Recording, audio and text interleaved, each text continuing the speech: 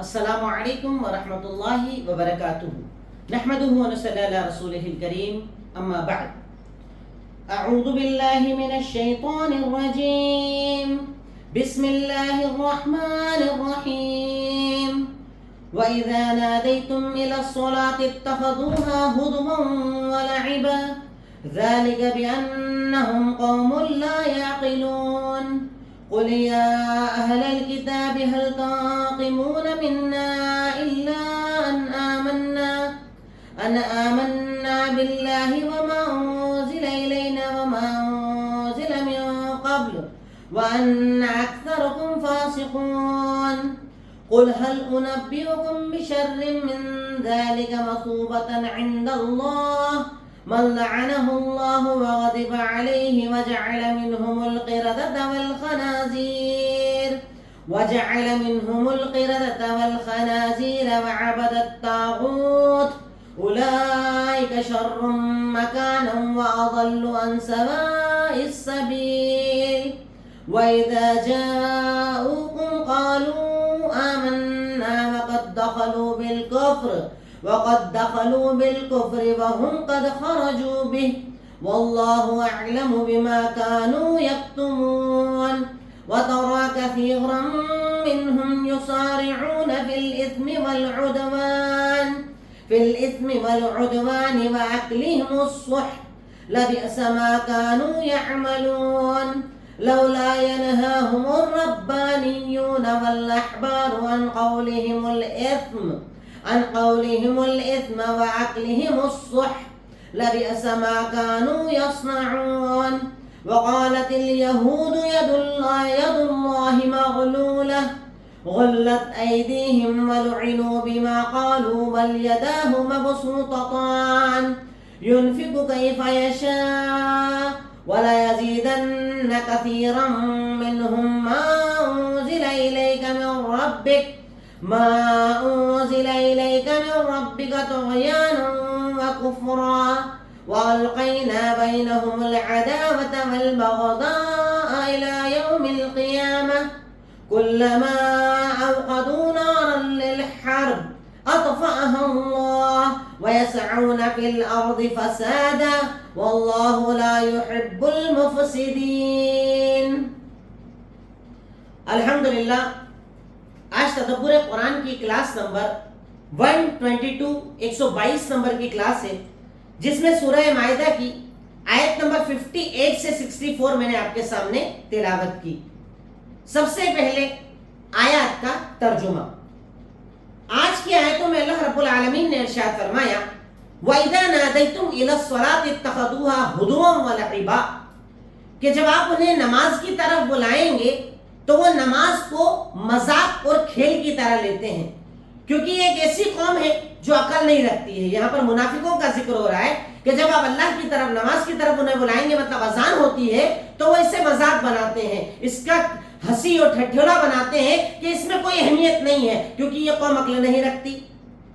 اس کے بعد اللہ تعالیٰ اہل کتاب سے بات کر رہا ہے قل یا اہل الکتاب, اے اہل کتاب یعنی اللہ کے نبی کہہ دیجیے آپ اہل کتاب سے کہ تم ہم سے کس بات کا بدلہ لے رہے ہو, کس بات کے لیے ہمیں اتنی تکلیف اور ہم سے دشمنی رکھ رہے ہو کہ ہم اللہ تعالیٰ پر ایمان لائے اور اس پر ایمان لائے جو تم پر نازل ہوا, ہم پر نازل ہوا اور تم سے پہلے نازل ہوا. یعنی ہم قرآن پر ایمان رکھتے ہیں اس بات کے لیے ہم سے دشمنی رکھتے ہو, ہم اللہ پر ایمان رکھتے ہیں اس بات کے لیے دشمنی رکھتے ہو, ہم تمہاری کتابوں پر ایمان رکھتے ہیں اس کے لیے دشمنی رکھتے ہو اور تم میں سے اکثر تو گنہگار ہیں.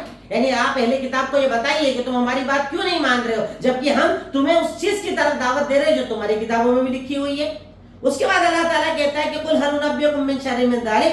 اب یہاں پر اللہ تعالیٰ ان کی بات کا جواب دے رہا ہے کہ یہ لوگ مسلمانوں سے دشمنی کرتے ہیں. اصل میں اگر یہ مسلمانوں سے دشمنی کرتے ہیں تو یہ ان کی دشمنی غلط ہے. ان کو تو یہ دشمنی کن لوگوں سے کرنا چاہیے, ان سے کرنا چاہیے جن پر اللہ کی لعنت ہوئی, جن پر اللہ نے اپنا غضب نازل کیا, جن میں سے اللہ تعالیٰ نے بندر اور خنزیر بنا دیے اور یہ لوگ غیر اللہ کی عبادت کرنے والے ہیں. یقیناً یہ لوگ بہت برے لوگ ہیں اور راستے سے بھٹکے ہوئے ہیں. یعنی اللہ تعالیٰ یہاں پر یہ بات بتا رہا ہے کہ یہ مسلمانوں سے دشمنی کرتے ہیں. ارے انہیں تو اپنی تاریخ پر غور کرنا چاہیے کہ یہ وہ لوگ ہیں جن پر اللہ کا غضب نازل ہوا, جن پر اللہ نے لعنتیں کی, جن کو اللہ تعالیٰ نے بندر اور خنزیر بنا دیا. انہوں نے غیر اللہ کی پرستش کی, یعنی اپنے آپ کو بھول کر مسلمانوں سے دشمنی کرتے ہیں انہیں اپنی تاریخ یاد کرنا چاہیے. وَإِذَا جَاءُوكُمْ قَالُوا آمَنَّا، اور جب آپ کے پاس آتے ہیں تو کہتے ہیں ہم ایمان لائے، اور جیسے آتے ہیں ویسے ہی کفر پر واپس جاتے ہیں. پھر منافقوں کا ذکر کر رہا ہے کہ آپ کے پاس آتے ہیں ایمان کی باتیں کرتے ہیں، آپ کے پاس سے جاتے ہیں پھر کافر ہو جاتے ہیں. تو اصل میں آنے اور جانے میں یہ کافر ہی تھے، یہ کبھی مسلمان نہیں ہوئے ہیں. واللہ اعلم بما كانوا یکتمون، اور جو یہ چھپا رہے ہیں نا اللہ تعالیٰ اسے جانتا ہے. یعنی یہ دل میں اگر کفر لے کر آ رہے ہیں، اللہ کے نبی کو دھوکہ دے رہے ہیں، آپ کے سامنے اسلام کی باتیں کر رہے ہیں، تو اللہ تعالیٰ سب جانتا ہے. اللہ سے کچھ بھی چھپا ہوا نہیں ہے. آپ ان آیتوں میں دیکھیں گے اللہ تعالیٰ ایک ساتھ منافقوں کا بھی ذکر کر رہا ہے اور یہود و نصارہ کا بھی ذکر کر رہا ہے. اس کے آگے اللہ تعالیٰ نے ارشاد فرمایا وَتَرَى كَثِيرًا مِّنْهُمْ يُسَارِعُونَ فِي الْإِثْمِ، آپ دیکھیں گے ان میں بہت ساروں کو وہ لوگ گناہ اور سرکشی کے کاموں میں، حرام کھانے والے کاموں میں جلدی کرتے ہیں. لَبِئْسَ مَا كَانُوا يَعْمَلُونَ، اور کیا ہی برا یہ کام کرتے ہیں. یعنی آپ ان میں سے زیادہ تر لوگوں کو دیکھیں گے کہ یہ لوگ کیا گناہ کرتے ہیں، گناہ کرنا، سرکشی کرنا، حرام مال کھانا، یہ ان کی زندگی ہے، اسی میں ان کو مزہ آتا ہے، اسی کو یہ پسند کرتے ہیں. اس کے بعد اللہ نے ارشاد فرمایا لولا ينهاهم الربانيون والاحبار، ایسا کیوں نہیں ہوا کہ انہیں اللہ والوں نے، علم والوں نے، علماء نے روکا کیوں نہیں. اب یہاں پر اللہ تعالیٰ ان کے علماء کو ڈانٹ رہا ہے. احبار کہا جاتا ہے یہودیوں کے عالموں کو. اللہ تعالیٰ انہیں ڈانٹ رہا ہے کہ اللہ والوں نے، علم والوں نے، علماء نے ان کے گناہوں سے ان کو کیوں نہیں روکا، ان کے حرام بولنے سے، گناہ کے کاموں سے، حرام مال کھانے سے کیوں نہیں روکا. لَبِئْسَ مَا كَانُوا يَصْنَعُونَ، یہ تو بہت برا کام کر رہے ہیں. یعنی ان کے علماء نے اپنی ذمہ داری کو پورا کیوں نہیں کیا، ان کے علماء نے حرام کو حرام کیوں نہیں بتایا، ان کے علماء نے غلط کو غلط کیوں نہیں بتایا. ایسا کر کے انہوں نے غلط کیا، ان کو ایسا نہیں کرنا تھا.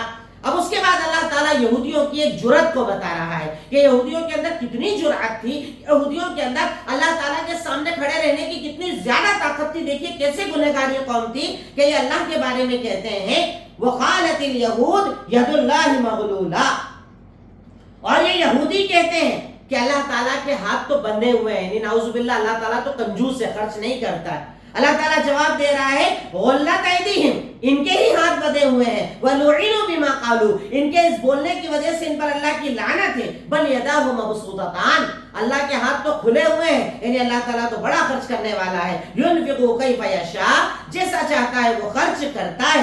وَلَا يَزِيدَنَّ كَثِيرًا مِّنْهُمْ مَا أُنزِلَ إِلَيْكَ مِن رَّبِّكَ طُغْيَانًا وَكُفْرًا، اور ان میں سے بہت سارے لوگ ایسے ہیں کہ جب آپ دین لے کر آئے تو یہ اور زیادہ سرکش ہو گئے، اور زیادہ کفر کرنے والے ہو گئے. یعنی پہلے تو پھر بھی تھوڑا بہت مانتے تھے، پر جب آپ آئے تو آپ سے اتنی نفرت ان لوگوں کو ہے، آپ کی بات نہ ماننے کے لیے اتنے زیادہ اتارو ہیں کہ آپ کے آنے کے بعد یہ زیادہ گنہگار اور زیادہ کفر کرنے والے ہو گئے.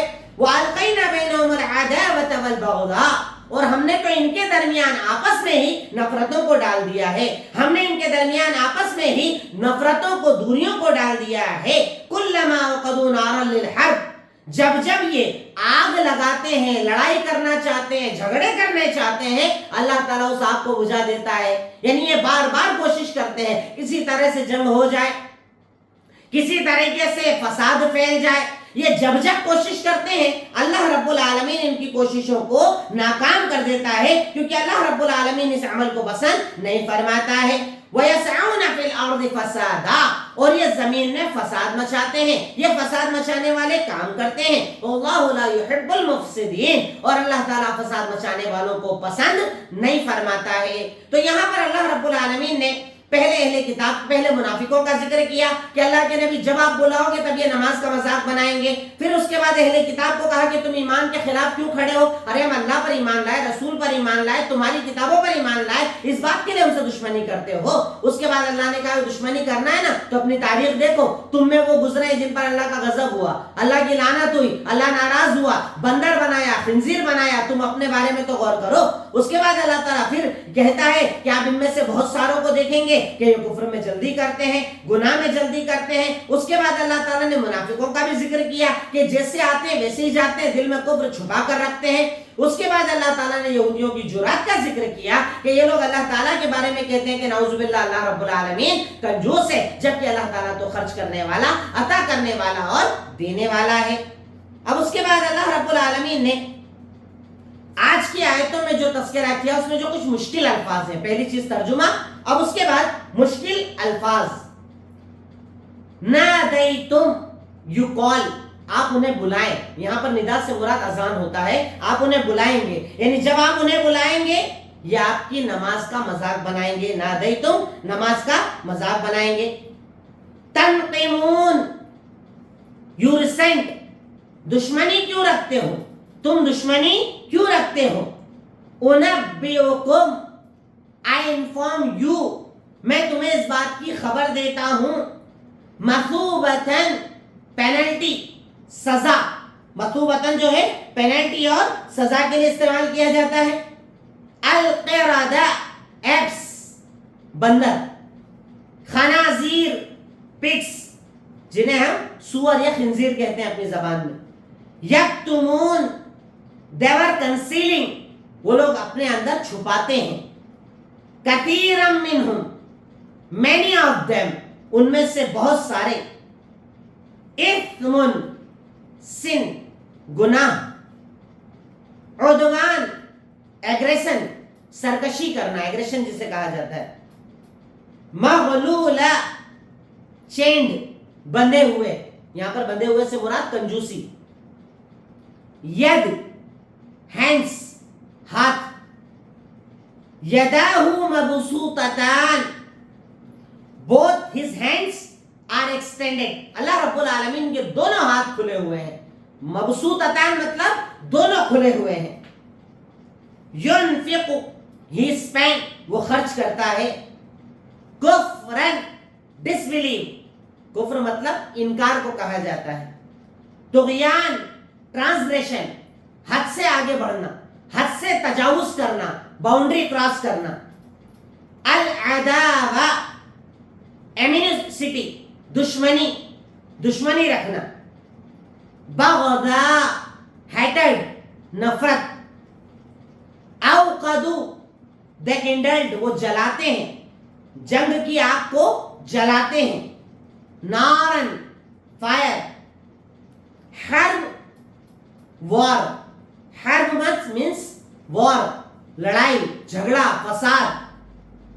ये हुए कुछ मुश्किल अल्फाज जो आज की आयतों में आए।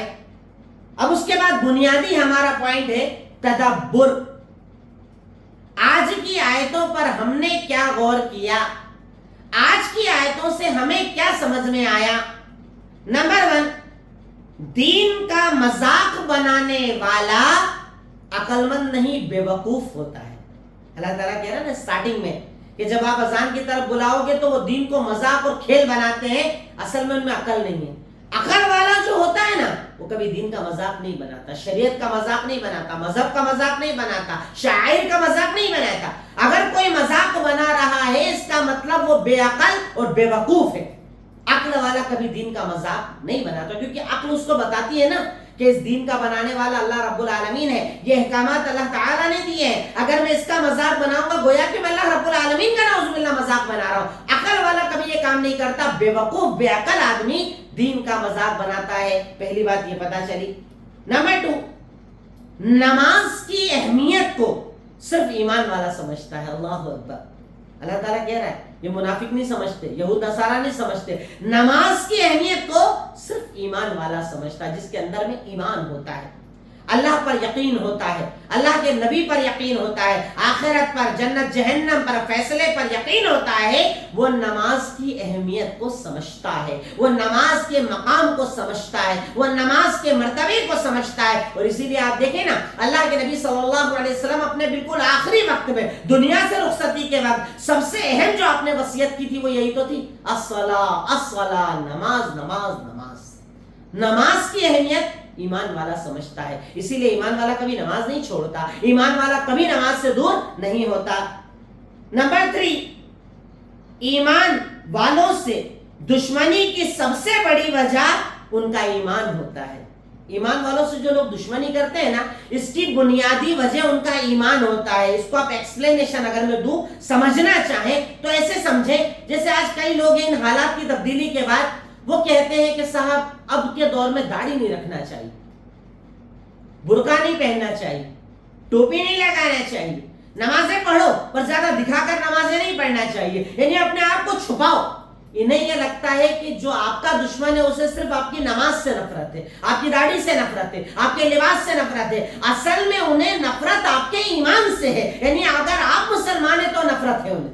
اللہ تعالیٰ یہ بات قرآن کے اندر بتا رہا ہے کہ جو یہ نفرت ہے، اللہ تعالیٰ کہتا ہے اہل کتاب ہم سے دشمنی کس لیے رکھ رہے ہو؟ صرف اس بات پر نہ کہ ہم ایمان لائے اللہ پر، اس کے علاوہ کوئی وجہ نہیں ہوتی ہے. تو کفر والے کافر اگر آپ سے دشمنی کرتا ہے تو اس کی بنیادی وجہ آپ کا صرف ایمان ہے، ایمان کے علاوہ کسی وجہ سے وہ آپ سے دشمنی نہیں رکھتا ہے. تو یہ بے وقوفی آپ کی اگر آپ یہ سوچتے ہیں کہ ایسا نہیں کریں گے تو لوگ نفرت نہیں کریں گے. اصل میں آپ کے نام ہی سے نفرت ہے، آپ کے مذہب سے نفرت ہے، آپ کے ایمان والے ہونے سے نفرت ہے. اس بنیاد کو ایک مسلمان کو سمجھنا چاہیے.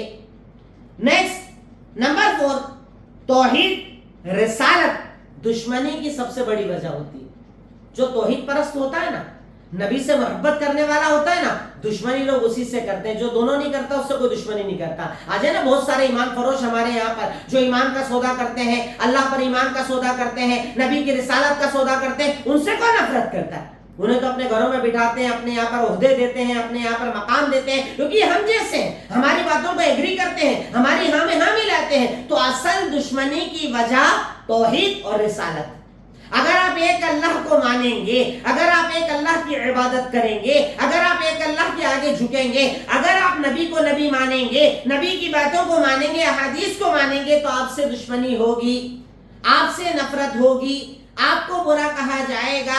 تو اصل نفرت کی بنیادی وجہ توحید اور رسالت ہوتی ہے. توحید اور رسالت کی بنیاد پر یہ لوگ نفرت کرتے ہیں.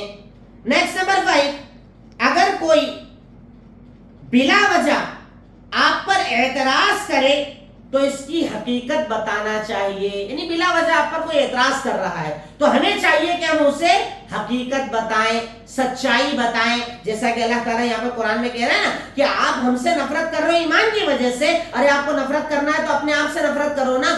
آپ پر اللہ نے غضب نازل کیا، آپ پر لعنت نازل کی. آپ کے پرانے ابا دادا ہی تو تھے جن کو اللہ نے بندر بنایا، جن کو خنزیر بنایا. تو اگر آپ پر کوئی بلا وجہ اعتراض کرے نا تو تھوڑا اس کی حقیقت بھی اسے بتا دینا چاہیے. ایسا نہیں کہ ہمیشہ خاموش رہا جائے. اگر کوئی آپ کو برا بھلا کہہ رہا ہے، آپ پر اعتراضات کر رہا ہے، تو آپ اسے ریپلائی میں بتا سکتے ہیں کہ آپ اگر مجھ پر اعتراض کر رہے ہو، آپ اگر میرے دین کو برا بول رہے ہیں، تو آپ اپنی تاریخ تو اٹھا کر دیکھو، اپنی ہسٹری اٹھا کر دیکھو. اللہ تعالیٰ نے یہاں پر باقاعدہ جواب سکھایا اللہ کے نبی کو کہ یہ آپ پر اعتراض کر رہے ہیں، آپ کے ایمان پر اعتراض کر رہے ہیں، تو آپ انہیں یہ بتاؤ کہ تمہاری تاریخ کیا تھی. تم تو وہ جس پر اللہ کی لعنت ہوئی، تم تو وہ جس پر اللہ کا غضب نازل ہوا، تم تو وہ جس کے آبا و اجداد کو اللہ نے بندر اور خنزیر بنایا تھا. تم ہم سے نفرت کرو گے. تو کبھی کبھی اعتراض کے جواب میں حقیقت سامنے والے کو اس کی بتا دینا چاہیے، اس کو اس کی سچائی بتا دینا چاہیے، تاکہ اسے پتا چل جائے کہ اس کا مقام اور مرتبہ کیا ہے. نیکسٹ نمبر 6، اللہ کی لعنت اور غضب والے عمل سے بچنا چاہیے. وہ عمل جس پر اللہ تعالیٰ کی لعنت نازل ہوتی ہے، وہ عمل جس پر اللہ رب العالمین کا غضب نازل ہوتا ہے، ایسے عمل کرنے سے خود کو بچانا چاہیے. اس کے لیے کیا کرنا ہے؟ بڑا آسان ہے. یہود اور نصارہ کی پوری تاریخ پڑھ لیجیے. یہودیوں پر اللہ کا غضب ہوا، نصارہ پر اللہ کا غضب ہوا. اس کی وجہ کیا تھی؟ اللہ کو نہ ماننا، رسول کو نہ ماننا، رسول کی نافرمانیاں کرنا، دین کی نافرمانیاں کرنا، کتابوں کو تبدیل کرنا، کتاب پر عمل نہ کرنا، رسول جو کہے اس کے اپوزٹ اسی وقت کر کے دکھانا. ان تمام وجوہات کی بنیاد پر اللہ تعالیٰ نے ان پر لعنت اور غضب نازل کیا. تو اللہ جب یہاں پر ان کا ذکر کر رہا ہے تو ہمیں اپنے آپ کو ویسا بننے سے بچانا ہوگا کہ ہم ایسا کوئی عمل نہ کریں جس سے اللہ کی لعنت نازل ہو، ہم ایسا عمل نہ کریں جس سے اللہ کا غضب نازل ہو. اپنے آپ کو ایسے عمل سے ہمیں بچانا چاہیے. نمبر 7، اللہ کے نبی مکمل غیب نہیں جانتے تھے، آپ اتنا جانتے تھے جتنا اللہ آپ کو بتاتا تھا. اس کی دلیل کیا ہے؟ کئی لوگ اگر یہ کہا جائے نا تو ہمارے لوگ عقیدت کے ایسے اندھے ہوتے ہیں کہ وہ اپنے آپ کو یہ سمجھتے ہیں کہ اگر آپ ایسا بول رہے ہو کہ اللہ کے نبی کو مکمل غیب نہیں آتا، گویا کہ آپ اللہ کے نبی پر اعتراض کر رہے ہو. یہ اعتراض نہیں، آپ کی شان کو بڑھانا ہے کہ آپ کی شان نبوت والی ہے. ہمارے یہاں کئی لوگ نبی کی شان کو نعوذ باللہ اللہ تک پہنچانا چاہتے ہیں. اللہ تعالیٰ آج کی آیتوں میں بتا رہا ہے کہ اللہ تعالیٰ ہی مکمل غیب کا جاننے والا ہے. اللہ کے نبی اتنا جانتے تھے جتنا اللہ بتاتا تھا. اور دلیل اللہ تعالیٰ کہہ رہا ہے ان منافقوں کے بارے میں کہ آپ ان کے بارے میں ایسا مت سوچنا کہ یہ ایمان والے ہیں، یہ کفر کے ساتھ ہی آتے ہیں اور کفر کے ساتھ ہی جاتے ہیں. اگر آپ کو غیب پتا ہوتا تو آپ کو کیوں بتائی جاتی ہے بات؟ کیوں اللہ تعالیٰ یہ بات کہتا؟ آپ تو ان کے دل کا حال جان جاتے ہیں نا. آپ کو تو سب پتا ہوتا ہے نا کہ یہ جھوٹا ایمان کا دعویٰ کر رہے، دل میں ایمان نہیں ہے.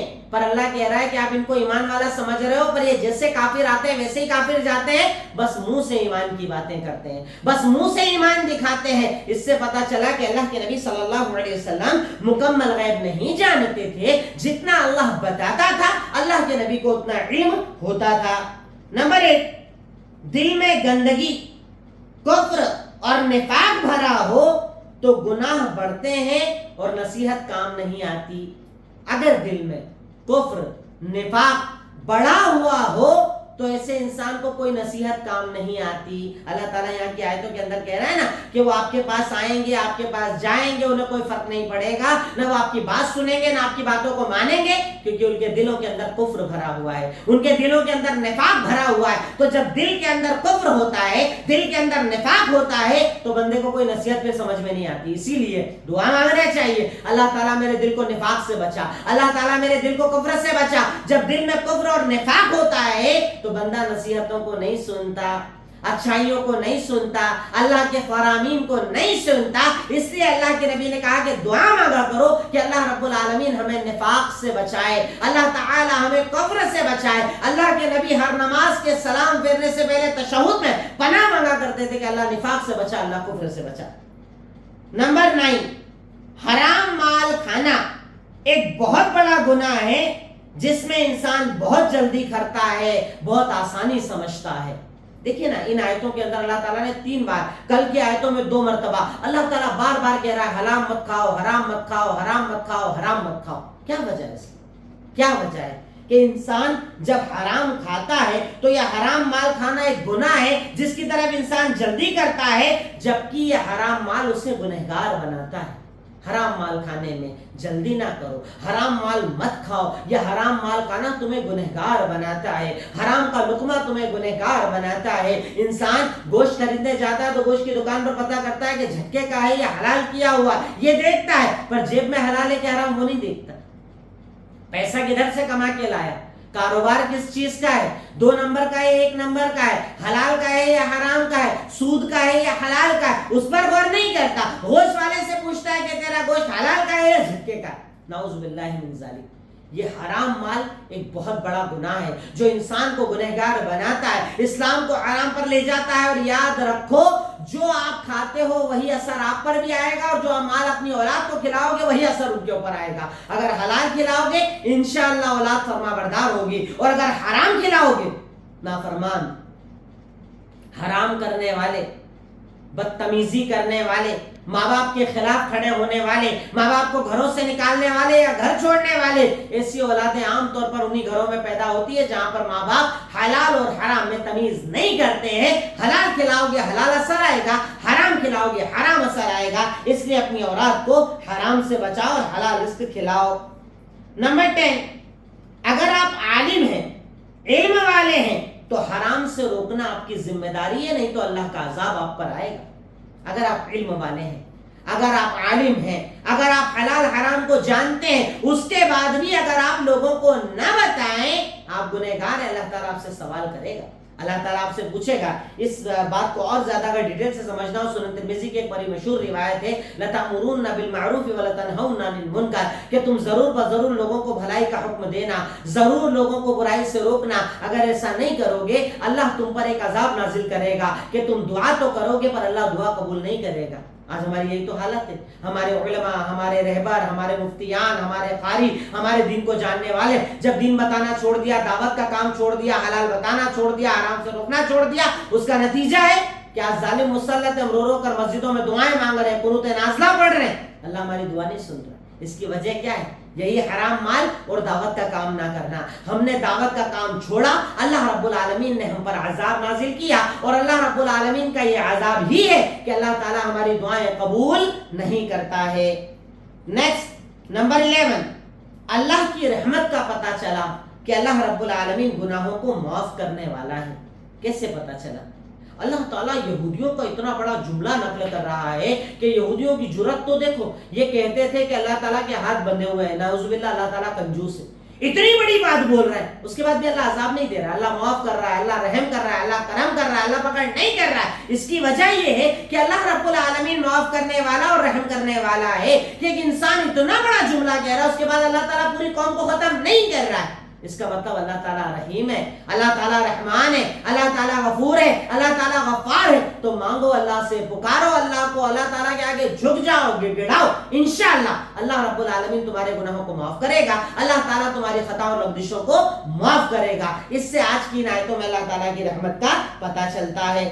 نمبر 12، اللہ چاہے تو دشمنوں کی سازشوں کو الٹا کر سکتا ہے۔ یہ آج کے دور میں تو مسلمان کے لیے بہت سکون کی بات ہے کہ اگر اللہ تعالیٰ چاہے نا تو دشمنوں کی چالوں کو الٹا کر سکتا ہے۔ کیسے؟ اللہ تعالیٰ کہتا ہے کہ یہ بار بار جنگ کرنے کی کوششیں کرتے ہیں، یہ بار بار جنگ کی آگ کو جلاتے ہیں، اللہ حکم مار دیتا ہے، اللہ بجھا دیتا ہے، اللہ ختم کر دیتا ہے۔ یعنی اللہ تعالیٰ چاہے تو سازشوں کو ختم بھی کر سکتا ہے، بلکہ سازشوں کو الٹا بھی کر سکتا ہے، ان کی سازشیں ان کے خلاف کر سکتا ہے۔ اس سے پتا چلا کہ ایک بندہ مومن کو ہر حال میں، ہر وقت اللہ رب العالمین کی عظمت پر مضبوط یقین رکھنا چاہیے کہ اللہ تعالیٰ جب چاہے حالات کو بدل سکتا ہے، اللہ تعالیٰ جب چاہے حالات کو بدل کر ہمیں سکون اور امن کی زندگی عطا کر سکتا ہے۔ نیکسٹ نمبر 13، زبان سے غلط بولنے پر بھی اللہ پکڑ کرتا ہے۔ قولہم الاثم کا جملہ اللہ تعالیٰ نے کہا کہ یہ منہ سے جھوٹ بولتے تھے۔ ہمارے یہاں بہت سارے لوگ منہ بولی بات کو تو گناہ سمجھتے ہی نہیں ہیں، غیبت کر رہے ہیں، چغلخوریاں کر رہے ہیں، حسد کر رہے ہیں، الزام تراشیاں کر رہے ہیں، ایک ایک گھنٹے غیروں کے بارے میں بات کر رہے ہیں، جو دل چاہا جب دل چاہا جیسی چاہے بات کر رہے ہیں، ان کو برا بھلا کہہ رہے ہیں، اور اس کے بعد اس کو گناہ نہیں سمجھتے۔ یہاں پر پتا چلا کہ قولہم الاثم، گناہ بولنے کی وجہ سے اللہ ان پر ناراض ہوا، ان پر غضب نازل کیا، اللہ تعالیٰ ان کو جہنم کی وعیدیں دے رہا ہے بولنے کی بنیاد پر، حرام بولنے کی بنیاد پر۔ تو حرام بولنا بھی گناہ ہے۔ قرآن میں اللہ تعالیٰ نے کئی جگہ اس کی تفصیل کو بتایا کہ اللہ تعالیٰ تیری زبان کی پکڑ کرے گا، اللہ تعالیٰ تیرے جملوں کی پکڑ کرے گا، اللہ تعالیٰ تیرے لفظوں کی پکڑ کرے گا، اللہ تعالیٰ تیری بولی گئی باتوں پر تجھے عذاب دے گا۔ تو بندہ مومن کو اپنی زبان کی بہت زیادہ حفاظت کرنا چاہیے۔ نمبر 14، ہمیشہ شر پسند اور لڑنے والوں سے دور رہو۔ کچھ لوگوں کی فطرت ہوتی ہے بس لڑائی کرنا، جھگڑے کرنا، فتنے پھیلانا، فساد پھیلانا۔ ہر جگہ ایسے لوگ ہوتے ہیں، کئی مرتبہ تو خاندان میں ہوتے ہیں، کئی مرتبہ تو رشتہ داروں میں ہوتے ہیں، کئی مرتبہ ایسا ہوتا ہے کہ قریبی تعلقات میں ایسے لوگ ہوتے ہیں جو ہمیشہ برا ہی بولتے ہیں۔ زبان کھولے تو گندا ہی بولیں گے، زبان کھولے تو نفرت ہی کی باتیں کریں گے، زبان کھولے گی تو برائی ہی کی بات کریں گے۔ ایسے لوگوں سے دور رہو، دور رہو، دوری اختیار کرو، بار بار ان کے قریب مت جاؤ، کیونکہ اللہ کے نبی کا فرمان ہے نا کہ ایک مومن کبھی بھی ایک سوراخ سے دو بار نہیں ڈسا جاتا ہے۔ اب اگر ایک کوئی آپ کے بارے میں بری باتیں کر رہا ہے تو ایک بار کر لیا، بار بار کے باتیں کروانے جائیں گے، اس سے دوری اختیار کرو، ایسے لوگوں سے اپنے آپ کو دور کرو، کیونکہ اللہ تعالیٰ ایسے فساد پھیلانے والوں کو پسند نہیں فرماتا ہے۔ یہ تو ہوئے تدبر کے تقریباً 14 پوائنٹس۔ اب لاسٹ پوائنٹ ہے عمل، کہ آج کی آیتوں پر ہم کیا عمل کر سکتے ہیں۔ جیسا کہ آپ جانتے ہیں کہ ہماری صرف 30 منٹ کی کلاس ہوتی ہے، تاکہ ایک پیج ہم نے ترجمہ پڑھ لیا، مشکل الفاظ جان لیے، تدبر جان لیا، اور اس پر ہم عمل کیا کر سکتے ہیں وہ ہمیں سیکھ رہا ہے انشاءاللہ۔ آخری بات ہے عمل۔ نمبر 1، اذان سنتے ہی نماز کی طرف دوڑا کرو، اذان اور نماز کی عزت کیا کرو۔ اللہ نے کہا نا منافق لوگ نماز کی عزت نہیں کرتے، نماز کا مذاق بناتے۔ اگر تم مومن ہو، اذان سنتے ہی مسجد جاؤ، نماز پڑھو، نماز کا وقت ہوتے ہی نماز کو ادا کرو، کبھی بھی دین کا مذاق مت بناؤ۔ نیکسٹ، حرام مال کبھی نہ کھاؤ، کبھی حرام مال مت کھاؤ۔ اللہ کم دے الحمدللہ، زیادہ دے الحمدللہ، جتنا دے الحمدللہ، حلال کھاؤ، روزی حلال کھاؤ، لقمہ حلال کھاؤ، کبھی بھی اپنے پیٹ میں حرام روزی کو جانے نہ دو، کیونکہ اللہ تعالیٰ حرام مال کو پسند نہیں فرماتا۔ نیکسٹ نمبر 3، امر بالمعروف اور نہی عن المنکر کا کام کرو، یعنی دعوت کا کام کرو، بھلائی پھیلانے کا کام کرو، برائی سے روکنے کا کام کرو۔ اللہ رب العالمین ایسے بندوں کو پسند فرماتا ہے جو دعوت کا کام کرتے ہیں، دعوت اللہ کا کام کرتے ہیں، دین کی طرف بلانے کا کام کرتے ہیں۔ اللہ رب العالمین ایسے لوگوں کو پسند فرماتا ہے۔ تو آج کی آیتوں میں ہم نے یہ جانا عمل کے اعتبار سے کہ ہمیں بھلائی کو پھیلانا چاہیے اور برائی سے لوگوں کو روکنا چاہیے۔ نمبر 4، بنا علم کے بات نہیں کرنا چاہیے۔ علم ہو تو بات کرو، نہیں تو خاموش رہو۔ کئی لوگ ہوتے ہیں نا ہمارے یہاں جاہل ہو کر بھی بول رہے ہیں، جاہل ہو کر فتوے دے رہے ہیں، جاہل ہو کر دین کی باتیں کر رہے ہیں۔ علم ہو تو بولو، نہیں تو خاموشی اختیار کرو۔ اور آخری پوائنٹ، فساد مچانے والوں سے بچو۔ فساد، لڑائی جھگڑا، تعلقات توڑوانے والے، رشتہ داری توڑوانے والے ایسے لوگوں سے بچو، فسادیوں سے بچو، جھگڑے کروانے والوں سے بچو، اپنے آپ کو ایسے لوگوں سے محفوظ رکھو تاکہ تمہاری دنیا بھی سنور جائے اور تمہاری آخرت بھی بن جائے۔ اس چیز کا بھی ہمیں بہت زیادہ لحاظ کرنا چاہیے۔ تقریباً یہ موٹی موٹی اور بڑی باتیں آج کی آیتوں میں میرے سامنے تھیں، میں نے آپ کے سامنے رکھی۔ آخر میں اللہ تعالیٰ سے دعا ہے، اے الہی مولا رب العالمین، اے خالق مالک رحمان رحیم، یقیناً تو غفور ہے، تو غفار، تو رحمان ہے، تو رحیم، تو ہی اول، تو ہی آخر، تو ہی ظاہر، تو ہی باطن، تو سمیع، تو بصیر، تو علیم، تو خبیر۔ اے اللہ رب العالمین، تو ہم تمام کو کہنے سننے سے زیادہ عمل کی توفیق عطا فرما، قرآن سے محبت کرنے والا بنا، قرآن کو اپنی زندگی بنانے والا بنا۔ وآخر الدعوانا الحمدللہ رب العالمین۔ السلام علیکم ورحمۃ اللہ وبرکاتہ۔